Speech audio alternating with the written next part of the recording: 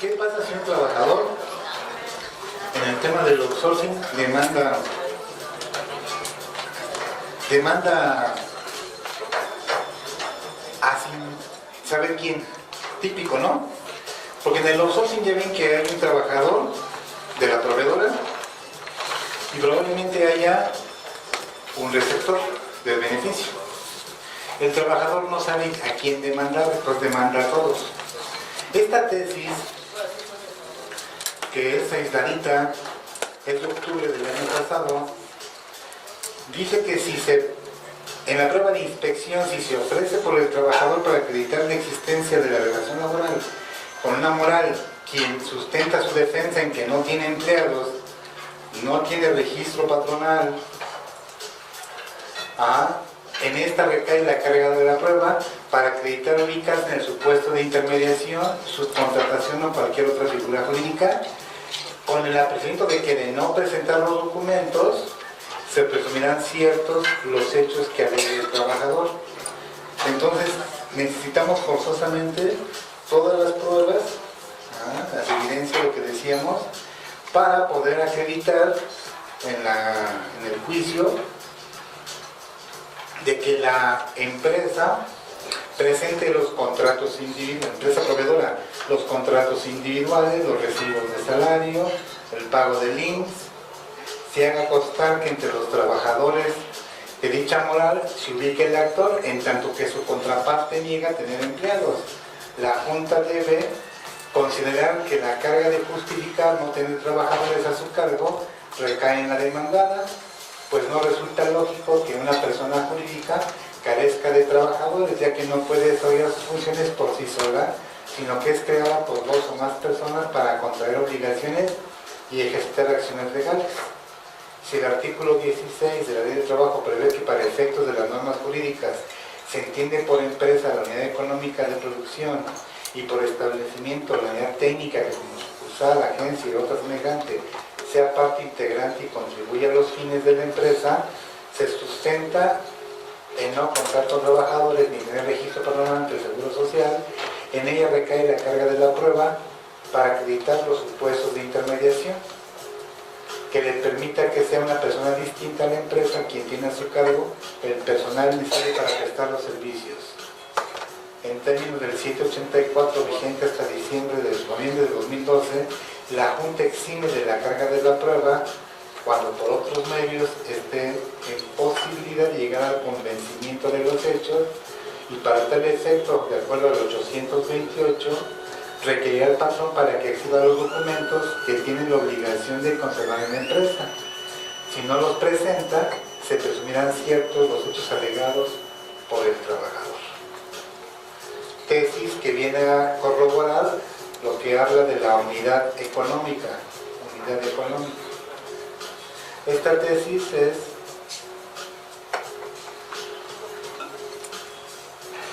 cuadro tercero T31L 10 es de octubre de 2015, es una aislada, pero ya es un precedente que nos habla de cómo es el criterio que va a adoptar en caso de que haya una demanda y se excuse el cliente aduciendo que no tiene trabajadores porque hay una intermediación.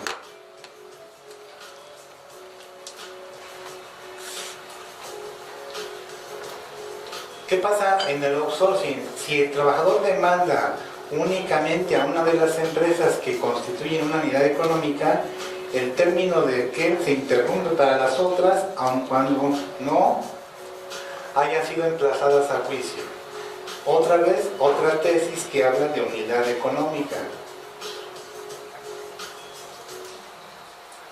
Es decir, el término de la prescripción se interrumpe para las otras fuentes de trabajo, no obstante que no hayan sido emplazadas a juicio, en virtud de que el trabajador, y vean lo que está entre paréntesis, parte débil de la relación obrero-patronal, es difícil saber quién es su empleador ante la multiplicidad de contratos que pudieran celebrar las empresas que prestan servicios de suministro y la que goza directamente de él. Luego esos actos jurídicos no pueden ir en detrimento de los derechos laborales, de ahí que las empresas en este tipo de supuestos constituyen una sola unidad económica y son responsables solidarios frente al trabajador.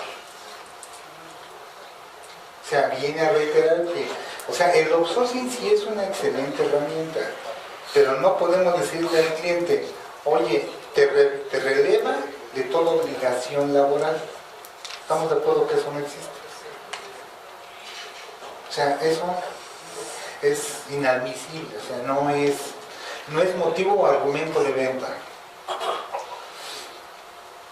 El artículo 15A de la Ley del Seguro Social, como ustedes recordarán, vino a modificar incluso parte de lo que tiene que ver con el tema del outsourcing. Esto pasó el 9 de julio y derivado de esa reforma, pues hubo varios juicios, varios amparos, y pues de la sentencia que se produjo nació una jurisprudencia.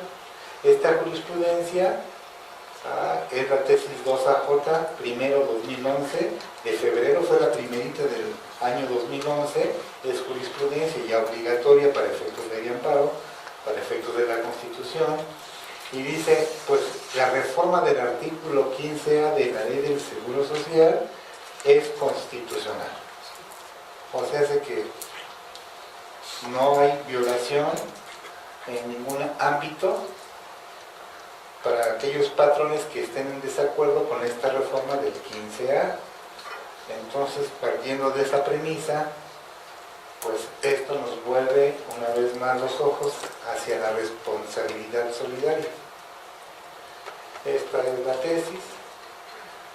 Dice, pues el beneficiario de la obra no desconoce las condiciones laborales, porque están a su disposición mando, dirección o supervisión.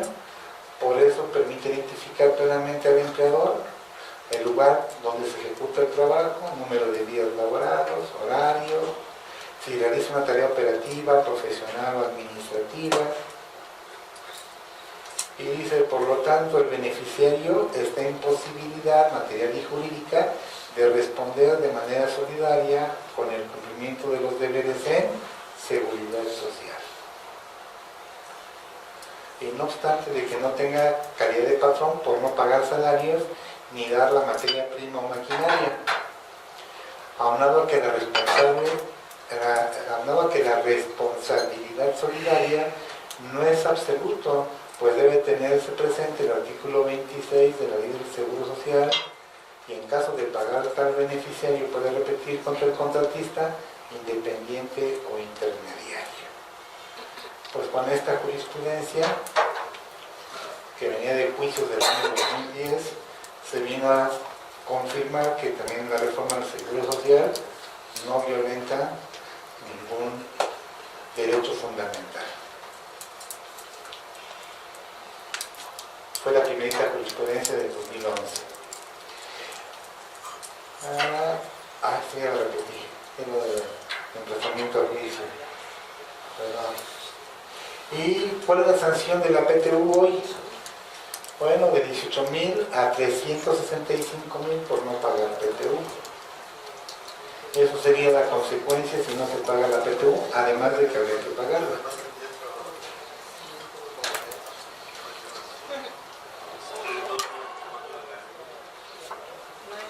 $9.94 fracción segunda. La hija del trabajo.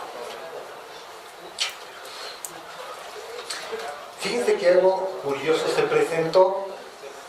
Esto pasó el 14 de abril del 2014.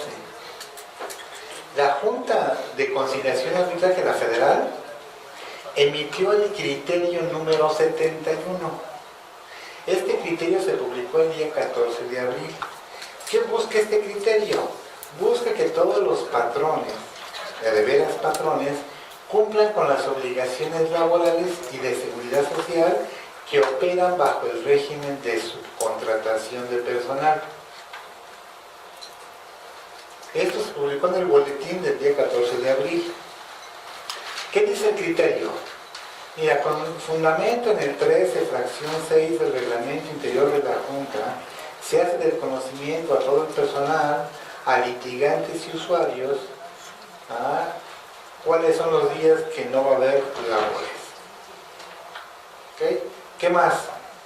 De acuerdo con el 13, fracción sexta del reglamento, se hace reconocimiento a personal jurídico, administrativo y litigantes y usuarios del criterio uniformado de resolución aprobado por el Pleno de la Junta el día 10 de abril del año 2014. ¿Okay?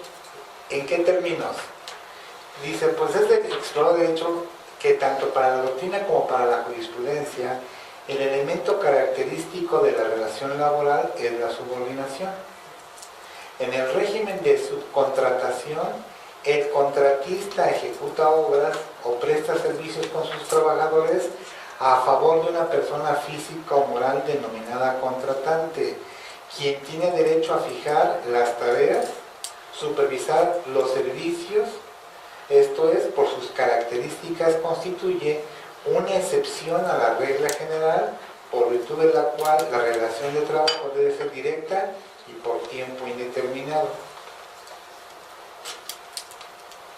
Para que produzcan plenos efectos los acuerdos tomados entre la física o moral denominada contratante y el contratista, la forma del contrato debe ser escrita y satisfacer todos los requisitos del 15A y 15B de la Ley del Trabajo. ¿Cuáles son los requisitos? No abarcar todas las actividades, deberá justificarse por su especialización y no podrá comprender tareas iguales o similares a los que realizan el resto de los trabajadores. Si se incumple con estas condiciones, conlleva a una sanción para el contratante beneficiario de los servicios. ¿En qué sentido? Considerarlo patrón. Por lo tanto, tendrá que responder de todas las obligaciones laborales y de seguridad social que haya contraído con los trabajadores de acuerdo con el 13 de la Ley del Trabajo. Luego viene la parte dolorosa. El incumplimiento de uno de los requisitos hará innecesario el estudio de los restantes. Directo a la yugular este criterio. Por lo tanto, en principio, el responsable será el contratista, pero en caso de que éste incumpla con salarios y prestaciones o con el entero de las cuotas de seguridad social, corresponderá al beneficiario responder de las obligaciones nacidas de las relaciones de trabajo. Volvemos al mismo tema de la unidad económica. Claro que aquí, bajo un criterio adoptado por la Junta. En ese contexto, si en un juicio laboral la parte demandada niega la relación de trabajo y aduzca la existencia de un régimen de subcontratación, la Junta deberá estudiar la litis de manera pormenorizada y relacionarla con el material probatorio que se presente, para cerciorarse de que se cumplieron los requisitos del 15A y 15B de la Ley del Trabajo.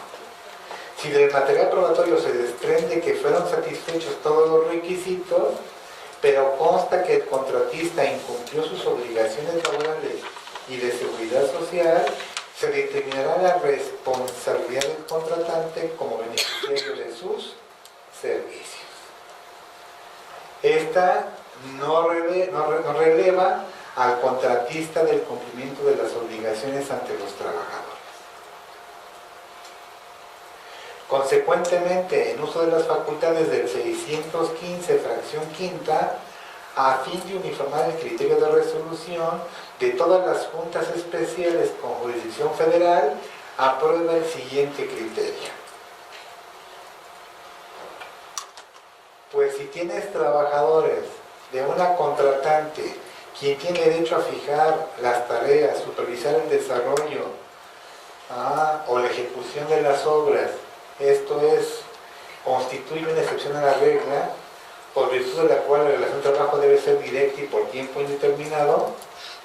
Para que esa subcontratación produzca plenos efectos en juicio, la parte demandada deberá acreditar la existencia de un contrato escrito en el que se cumplan los siguientes requisitos: no abarque todas las actividades, se justifique por su especialización y no comprenda tareas iguales o similares.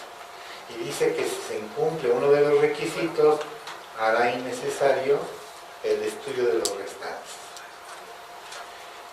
Por lo tanto, pues aquí se viene a confirmar con este criterio que ahorita vamos a analizar la postura de los tribunales en materia laboral. Aquí pues, es una reiteración, es todo lo que dice el criterio de la Junta y nos convierte en intermediarios. Vamos a analizar este criterio.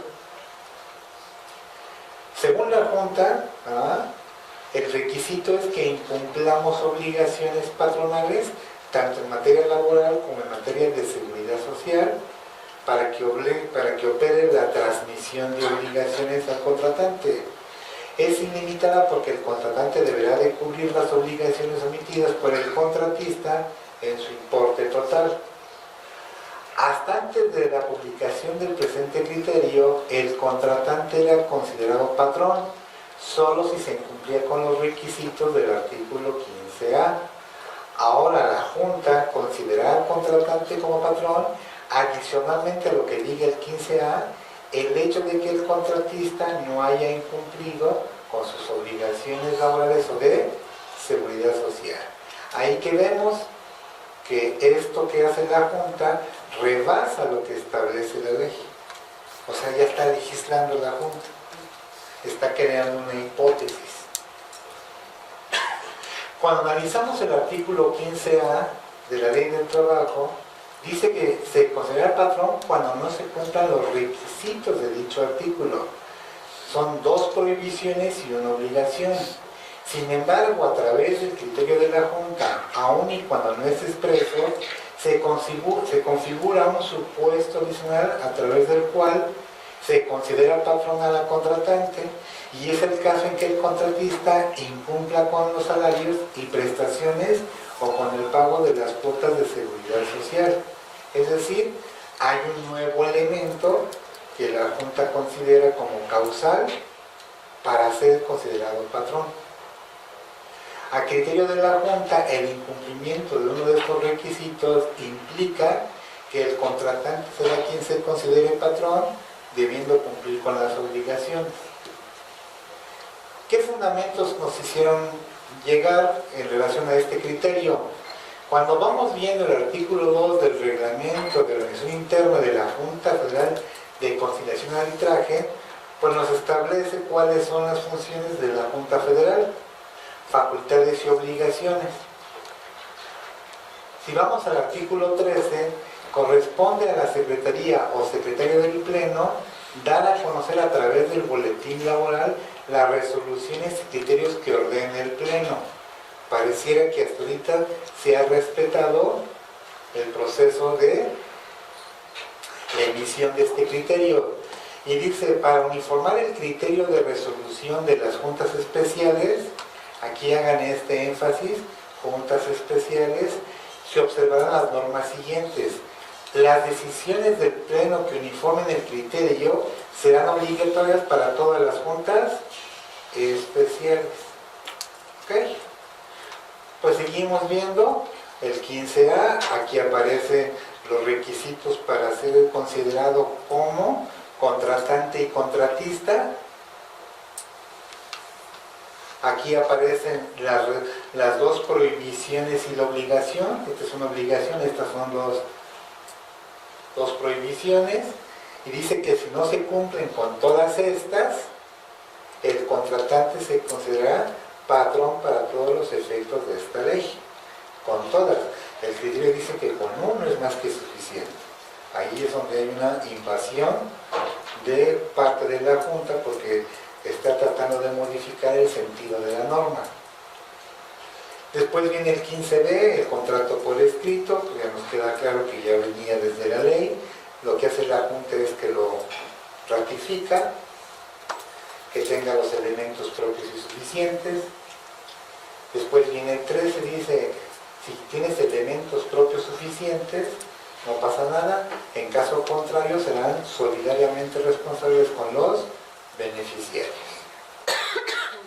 Cuando vamos viendo el 15C de la Ley del Trabajo, dice que la contratante deberá cerciorarse de manera permanente que la empresa contratista cumple con todas las disposiciones en materia de seguridad, salud y medio ambiente en el trabajo respecto de los trabajadores. No se permitirá el régimen de subcontratación cuando se haga de manera deliberada con el fin de disminuir derechos laborales. Y este criterio se sostiene en el artículo 615, fracción quinta. ¿Se acuerdan del 615? Dice que las decisiones del Pleno serán obligatorias para todas las juntas especiales. Cuando yo voy al artículo 353S de la citada Ley del Trabajo, dice: las juntas de conciliación y arbitraje funcionarán las juntas especiales, pero solo van a conocer asuntos de universidades e instituciones de educación superior. O sea que solamente a quién le aplica este criterio. A estos. O sea, tanto rollo para echarlo a perder. ¿Ya viste qué error tan garrafal de parte de la Junta?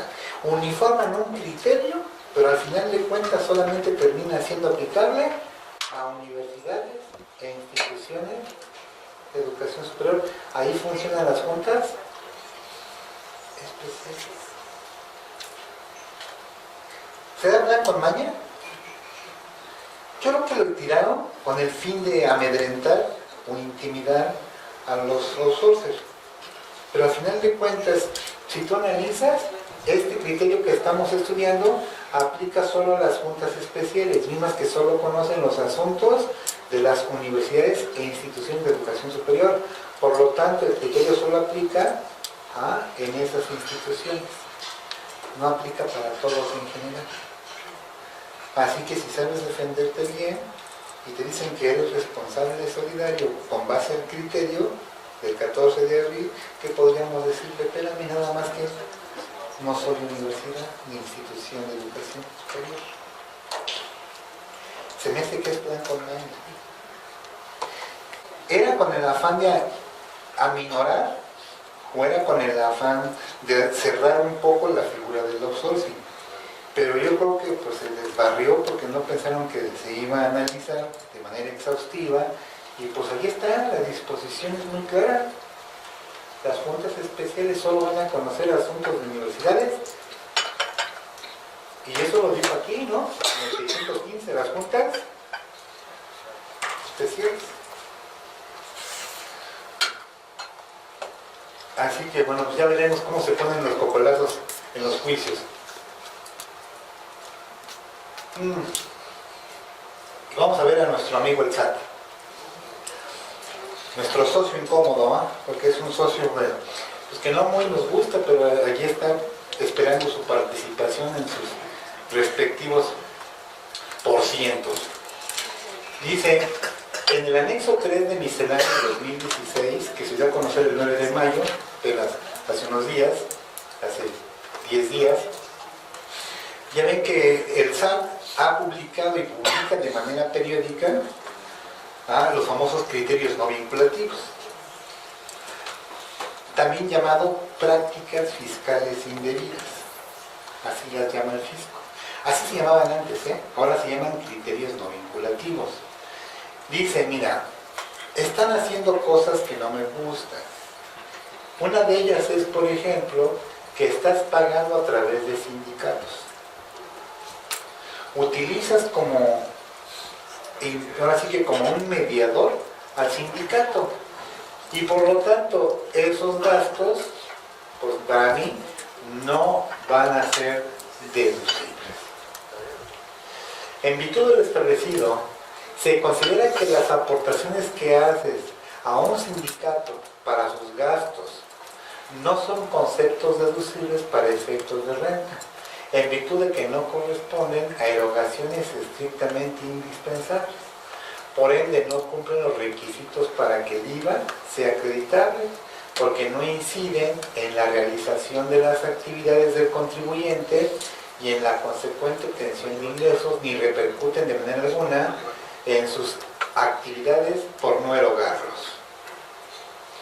De acuerdo con lo dispuesto por el artículo 86, segundo párrafo de renta, los sindicatos no tienen la obligación de expedir ni recabar comprobantes de enajenaciones o erogaciones que efectúen, los servicios que presten o el otorgamiento del uso o goce temporal de bienes, excepto por aquellas actividades que de hacerse por otra persona queden comprendidas en el artículo 16 del Código, como son actividades empresariales, por lo que los contribuyentes no tienen posibilidad jurídica de recabar el comprobante respectivo y por ello se incumple con el requisito del artículo 27, fracción tercera y 147.4 de la Ley de Renta, es decir, recabar un comprobante que reúna requisitos fiscales. Por lo tanto, para mí es indebido si tú acreditas o deduces para ISR pagos a sindicatos para que estos cubran sus gastos o costos. Si tú asesoras, aconsejas o prestas servicios o participas en esto, es una práctica indebida. Se considera que también es indebida cuando se lleva a cabo la conducta que se refiere al presente criterio. 32. Criterio 32 del 9 de mayo. Oye, si pagas salarios, sueldos o asimilados a través de sindicatos o prestadoras de servicios de subcontratación laboral, fíjense, aquí fue más allá, porque aquí ya se mete con cualquier tipo de outsourcing. Dice, mira, si el sindicato fue creado para el estudio, mejoramiento y defensa de sus intereses, ¿ok? El 110, fracción sexta de la misma ley de trabajo, establece que se realizará el descuento en los salarios por concepto de las cuotas sindicales, cuando hay sindicato. El 132 de la fracción 22 del 132 de la Ley de Renta, de la Ley de Trabajo, obligaciones del patrón, dice que tienen la obligación de hacer las deducciones que pidan los sindicatos por las cuotas sindicales ordinarias. El 79 de renta dice que los sindicatos no son contribuyentes de renta, lo cual debe entenderse que para ubicarse en la citada exención, además de encontrarse registrados ante la STPS, ya sea si es competencia federal o juntas de conciliación si son de competencia local, los sindicatos deben asociar a sus trabajadores con el objeto de estudiar y defender sus intereses.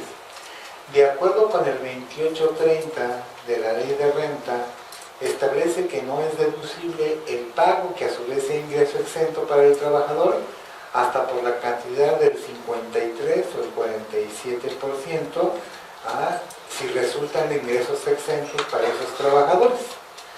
Como se ha observado que ciertos empleadores dispersan por medio de sindicatos una parte del salario de los trabajadores con los que tienen la relación laboral a través de presuntas cuotas sindicales, gastos por servicios o previsión social o apoyos previstos de manera general, con lo cual se deja de efectuar la retención de renta o se realiza de una cantidad menor a la que corresponde de acuerdo a la ley, además de que hacen deducible dichos pagos en forma total o parcial, no obstante que en ocasiones son ingresos exentos para el trabajador.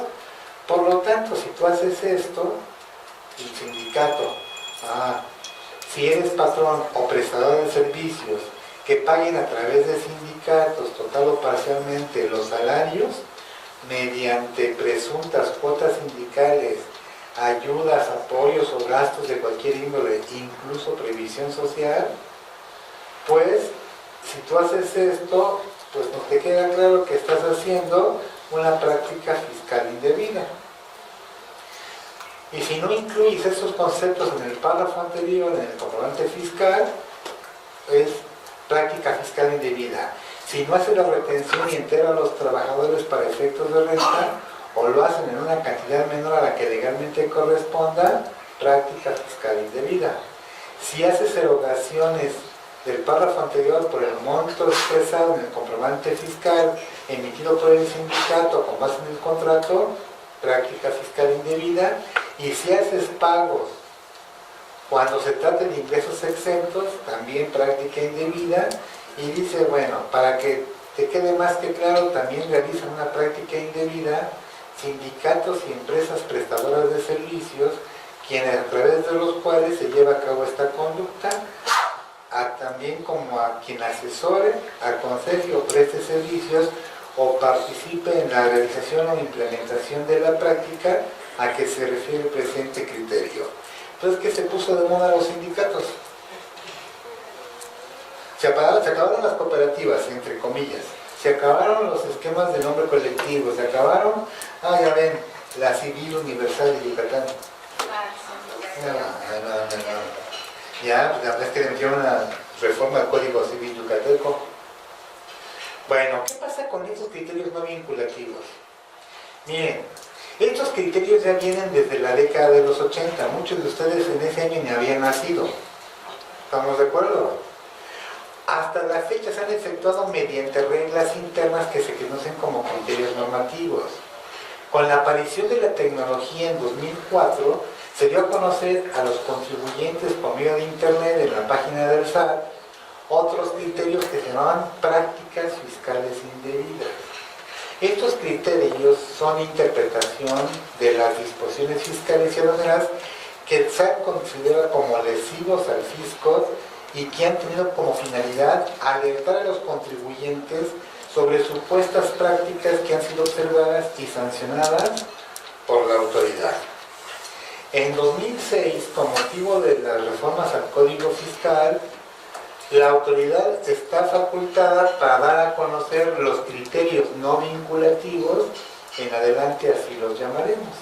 El 33, fracción primera, inciso H del Código Fiscal, establece que el fisco podrá, para el mejor cumplimiento de sus facultades, asistencia gratuita a contribuyentes y procurará dar a conocer de manera periódica, mediante publicación en el diario oficial, los criterios no vinculativos de las disposiciones fiscales y aduaneras.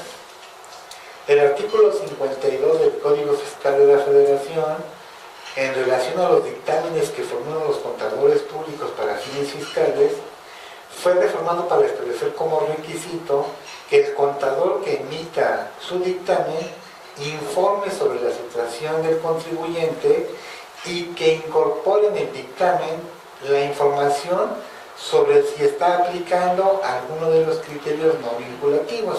Es decir, volver al contador el chismoso, ¿no? El correve y dile al SAT de los criterios no vinculativos.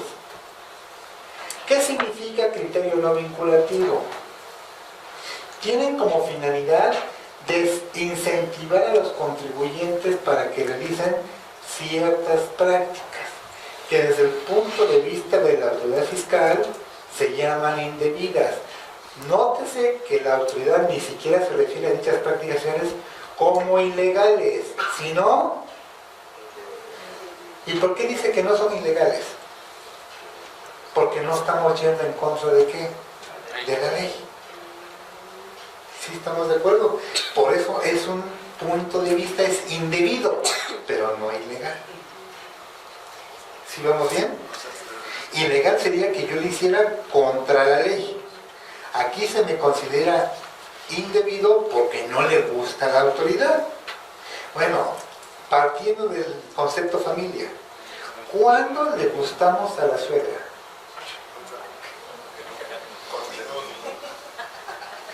O inversa, igual, ¿cuándo le va a gustar tu mujer a la suegra, a tu mamá?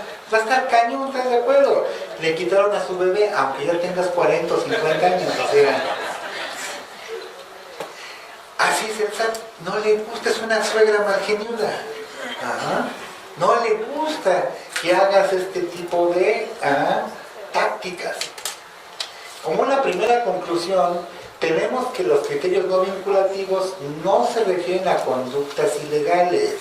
Son prácticas, o sea, según el DRAE, modos o métodos que particularmente observa en una de sus operaciones, o la aplicación de una idea o doctrina que a juicio de la autoridad es indebida, o sea, ilícita, injusta o inequitativa, según su modo de observar la operación del contribuyente.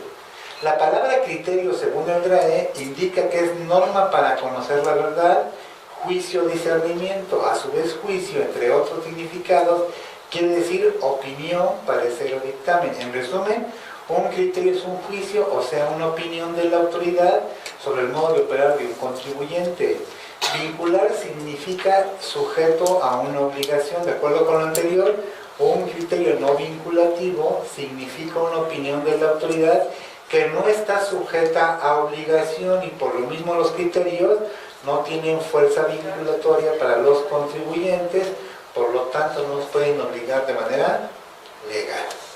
En otras palabras, los criterios no vinculativos, al carecer de un vínculo entre la autoridad y los contribuyentes, son opiniones informativas sobre la interpretación que realiza el SAT a las normas fiscales y aduaneras.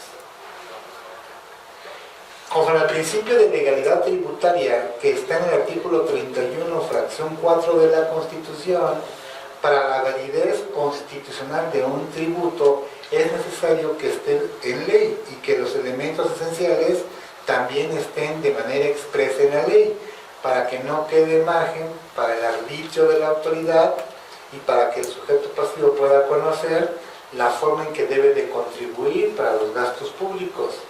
Recuerden que la arbitrariedad en la imposición, la imprevisibilidad en las cargas tributarias y los impuestos que no tengan un claro apoyo legal deben de estar proscritos en el régimen constitucional mexicano, sea cual sea el pretexto con el cual se pretenda justificarse.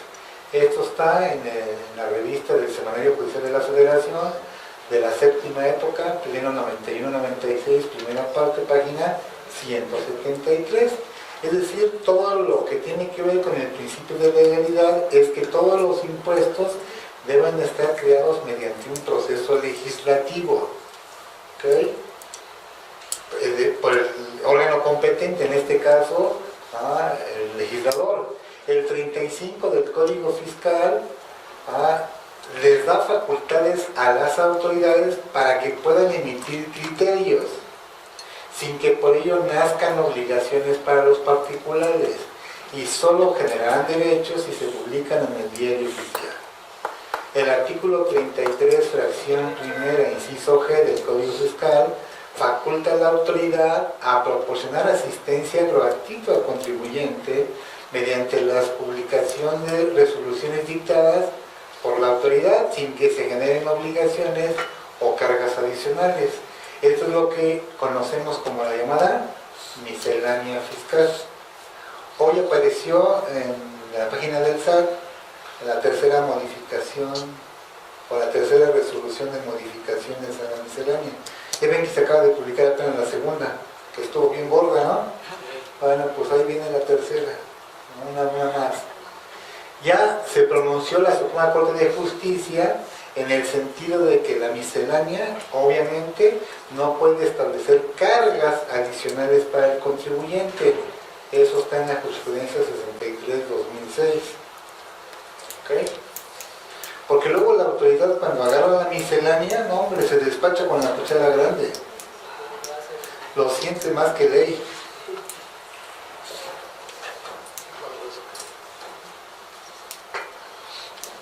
Con la tesis del PLB 2004 del Pleno de la Suprema Corte, en el que establece que las reglas que contienen la miscelánea pueden llegar a establecer ciertas obligaciones que no constituyen criterios de interpretación, sino disposiciones de observancia general, contrariamente a los criterios interpretativos o criterios no vinculativos que sostengan las autoridades fiscales, los cuales en ningún momento serán obligatorios para los particulares. En ese sentido se concluye que los criterios no vinculativos, los cuales se fundamentan en el 33, fracción primera, inciso H y 35 del Código, son meras opiniones de la autoridad fiscal sobre la interpretación o aplicación de normas fiscales. Obviamente no generan obligaciones a los contribuyentes.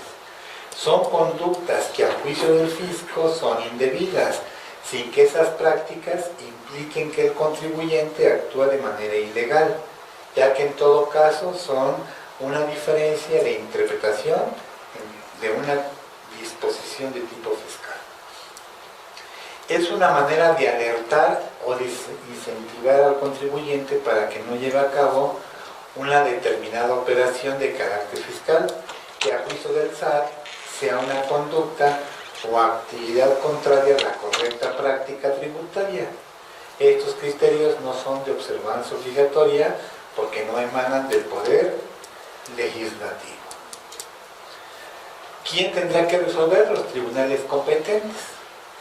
Conclusión: ha sido costumbre de que el fisco dé a conocer a los contribuyentes todo lo que considera que es indebido. Estos criterios no vinculativos son opiniones informativas de la interpretación que hace la autoridad. Es decir, no obligan al contribuyente, no obligan legalmente al contribuyente por no constituir ordenamientos legales desde el punto de vista formal y material. Son opiniones con el fin de desincentivar al contribuyente para que no lleven a cabo esas operaciones. No hay infracción ni sanción porque ustedes asesoren o apliquen estos criterios. No hay sanción, o sea, simplemente es una opinión. Pero así es como piensa la autoridad.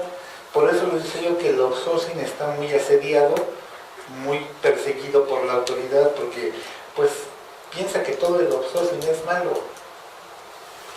Y ahí está una tesis, un precedente de la sexta época, y dice: los criterios normativos internos no son vinculantes para el juzgador en el juicio contencioso administrativo, carecen de la fuerza de la ley, toda vez que ésta debe aplicarse de acuerdo al sentido que el legislador le otorgó a la norma, y no de acuerdo al alcance que pretenda darle la autoridad. Es obvio que con esto está más que resuelto que los criterios no van más allá de meras opiniones. ¿Qué pasó el 29 de abril? Una tesis aislada bastante fea. Como no pueden pegarle al outsourcing, ¿están de acuerdo por la ley? Porque va a seguir el outsourcing, ¿están de acuerdo? Eso va a ser una realidad. ¿Qué creen que resolvió en esta tesis aislada el Poder Judicial? Que no hay IVA. Porque el negocio de muchas outsourcings era el IVA. O es el IVA. Entonces ahora dicen que en este tipo de figuras ya no hay IVA. Al no haber IVA, pues el negocio se acaba, ¿no? Y en vez de reformar la ley, ¿por dónde se metieron? Por resoluciones judiciales. Dice: si hay un contrato de prestación de servicios de outsourcing que sea por toda su planta productiva, si bien tiene la apariencia de una contraprestación contractual, en realidad corresponde a una labor subordinada porque se trata de todo el personal.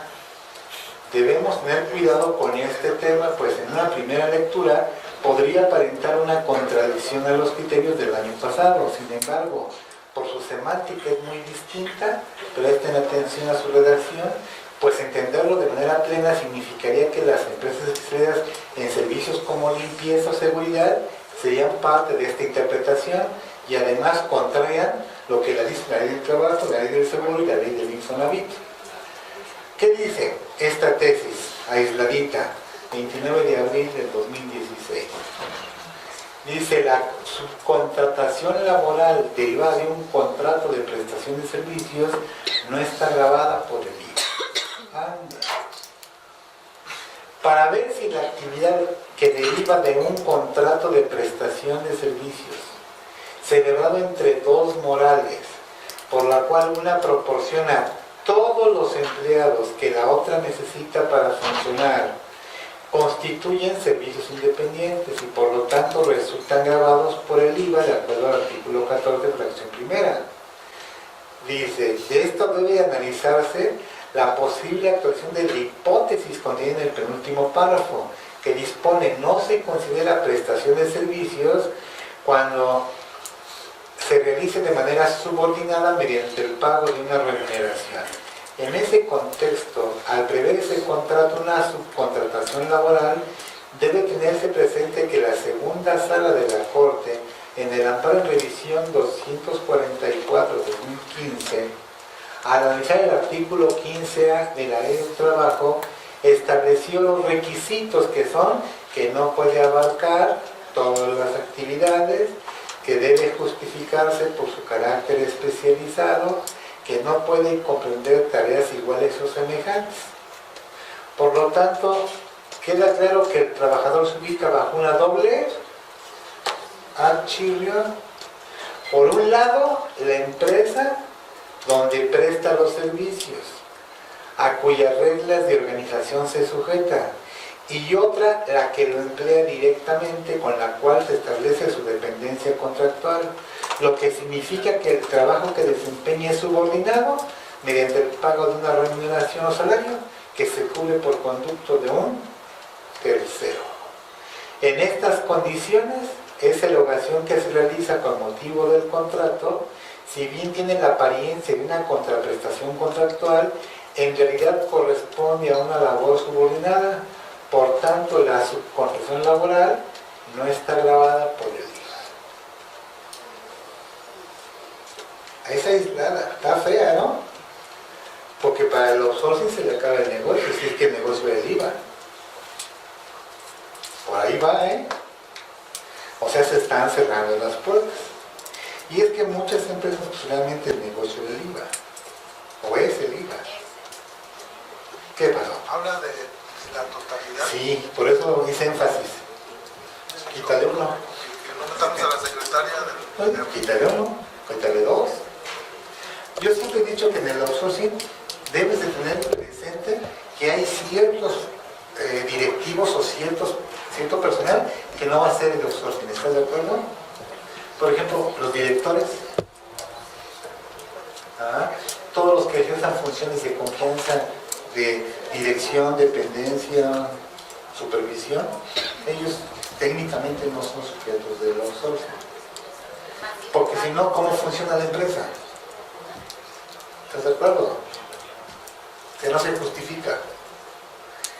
Salvo que tuvieras una razón muy sólida para poderlo justificar, pero no se justifica. Entonces ahí se rompe el requisito de establecer. Pero ya se busca otra forma de remuneración. No, le buscamos otra vuelta. Pues sí, ya ves que para eso venimos hoy, ¿no? Pero es la primera. Es la primerita, sí. No. Todavía faltan 4. Pero ya el camino, ahí va.